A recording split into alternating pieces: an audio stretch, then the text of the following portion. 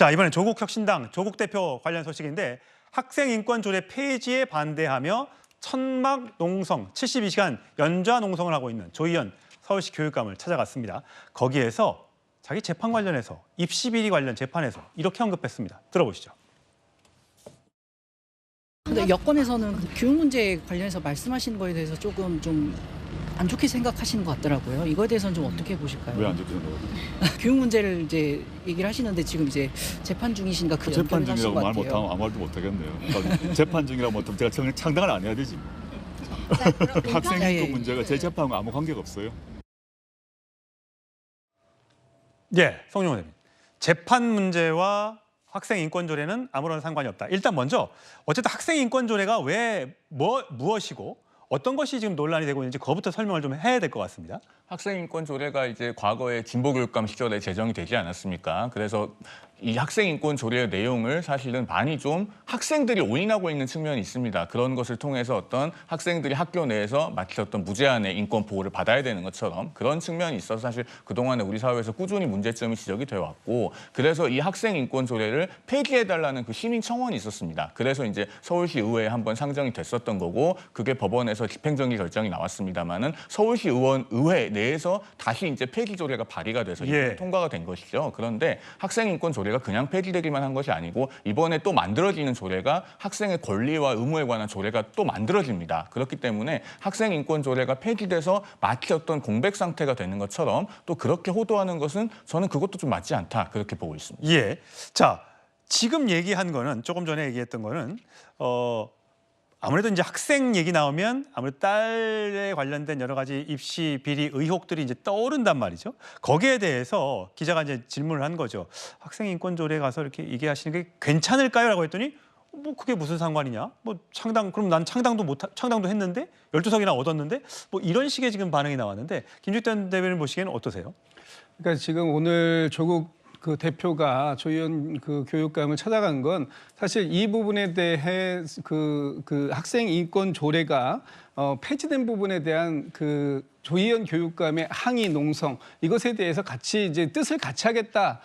그런 의미 아니겠습니까? 예. 근데 그 자리에서 본인의 입시 비리 물론 이제 그 2심까지 그 형이 확정이 됐습니다만 이 부분에 대해서 물어본 것에 대해서 그럼 나는 아무 말도 못 하느냐. 이것은 개인의 문제와 또 지금 조국 혁신당이 가지고 있는 어떤 가치의 지향의 문제 이 부분에 대한 그 접점에서 어떤 걸 선택하느냐 하는 것인데 지금 조국 대표는 개인의 자격이 아니라 조국 혁신당의 대표 자격으로 오늘 저 자리에 갔기 때문에 아무래도 그런 부분에 있어서 그럼 당을 창당하지 말았어야 되는 거냐 이렇게까지 얘기가 나왔던 게 아닌가 싶어요. 그러니까 개인의 일은 개인의 일이고 그렇다고 해가지고 어떤 이 조국 혁신당이 앞으로 그럼 입시에 관련된 얘기는 전혀 할 수 없다는 것이냐 학생의 인권이나 이런 부분에 그 관련된 부분을 얘기할 수 없다는 것이냐라고 본다면 또 그건 아니다라는 얘기를 하고 싶었던 것 같습니다. 예, 김진욱 전 대변인의 발언도 뭐 일맥 이해가 되는 부분이 있습니다만 또 많은 또 국민들은 이제 조국 대표의 내로남불을 많이 지적하지 않습니까? 그때도 조국 혁신당의 공약이 나올 때 뭐 학생들의 어떤 그 입시에 관련된 평등권 뭐 이런 걸 주장하기도 했었고요. 또 지금 얘기했던 학생인권 조례에 대해서 얘기하는 거.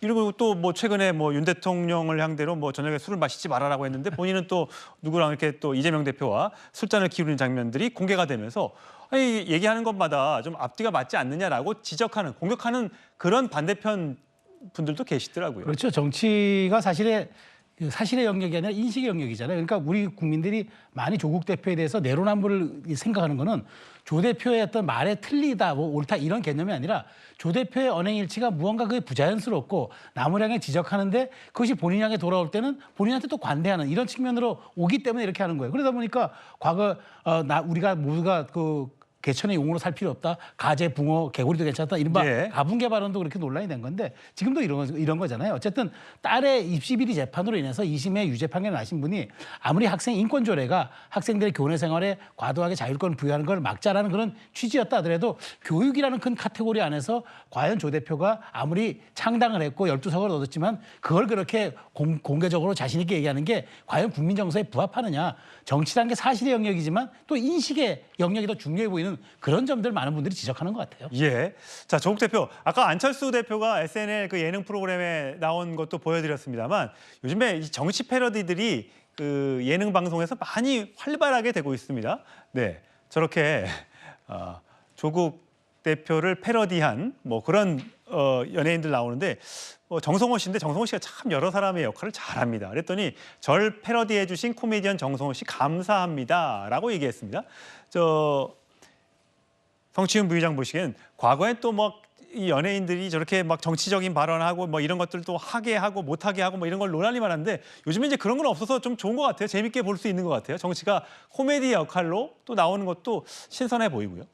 매우 재밌게 볼 수 있고 국민들도 좋아한다고 생각하고요. 근데 하필 저 썸네일이 좀 잘못 나왔네요. 저거가 김민교 배우인데요. 저거는 아마 그 조국 대표를 패러디한 썸네일이 아니라 윤석열 대통령을 패러디하고 있는 겁니다. 그런 거군요. 영화 인터스텔라의 그 장면을 패러디하면서 예, 수정을 하겠습니다. 그 근데 썸네일이 아마 저렇게 돼 있을 겁니다. 유튜브에. 예. 그래서 그렇군요. 아마 저렇게 화면이 뜬 것 같은데 저는 조국 대표가 SNL에서 일단 이런 풍자 코미디 프로에서 풍자 대상이 됐다는 거는 유력 정치인이 됐다는 것이거든요. 유명해졌기 때문에. 네, 그렇기 때문에 매우 본인의 입장에서는 좋게 받아들이는 것이죠. 저게 나오는 게 뭐 아무리 뭐 대통령 그 정치인들이 원래 부고 소식 말고는 다 좋다고 평가하지 않습니까? 그런 것처럼 이런 코미디 프로에 나왔다는 것은 아마 정치에 관심 없지만 코미디 프로를 보는 젊은층 아니면 뭐 전 연령층의 홍보 효과도 있는 것이기 때문에 조국 대표 입장에서는 매우 반가운 소식이겠죠. 예. 그렇기 때문에 아마도 지금 뭐 저런 것들을 긍정적으로 얘기하는 것 자체가 자신감이 붙은 것 아니냐 뭐 이런 평가도 있는데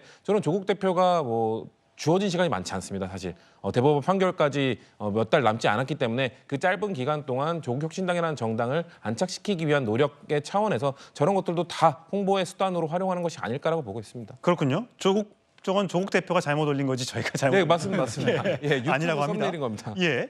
자, 송영원 위원장 보시기에는 조국 대표가 12명을 당선시킨 다음에 문재인 전 대통령을 찾아갔잖아요. 근데 아직 이재명 대표는 뭐 거의 엄청나게 많은 의석수를 확보하고도 아직까지 문재인 전 대통령을 찾아가진 않았어요. 그 이유가 있을까요?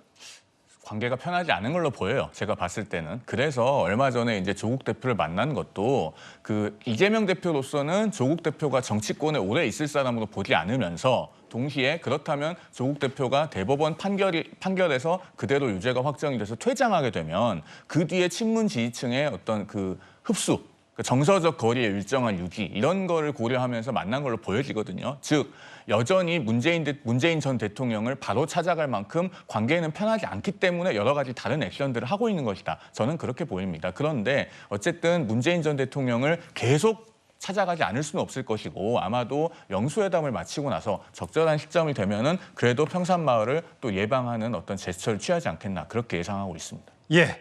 자, 이준석 대표와 조국혁신당 조국 대표의 이야기까지 짚어봤고요.